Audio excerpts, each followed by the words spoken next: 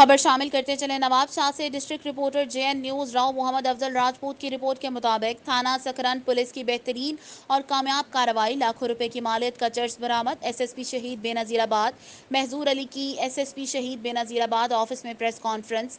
SSP शहीद बेनजीराबाद महजूर अली ने press conference करते हुए मीडिया को बताया कि थाना सकरन के एसएचओ सनाउल्लाह पनहोर रोजाना के मामूल के मुताबिक गश्त पर थे कि अचानक मशकूक गाड़ी के इतला न मिलने पर नाकाबंदी करके गाड़ी को रोकने के बाद चेकिंग की गई। दौरान चेकिंग लाखों रुपए की मालियत का 150 किलोग्राम चर्च बरामद करके मुलजिमान को गिरफ्तार कर लिया।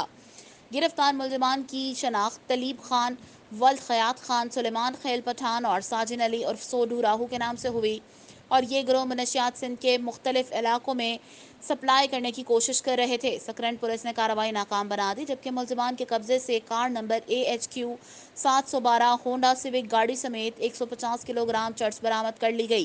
कामयाब कार्रवाई करने पर एसएसपी शहीद बेनजीराबाद ने पुलिस टीम को शाबाशी दी और तारीफी सर्टिफिकेट देने का ऐलान किया और चेकिंग मजीद सख्त करने और समाज दुश्मन अनासिर और मनशियात फरोशों के खिलाफ सख्त कार्रवाई करने के अहकाम जारी किए।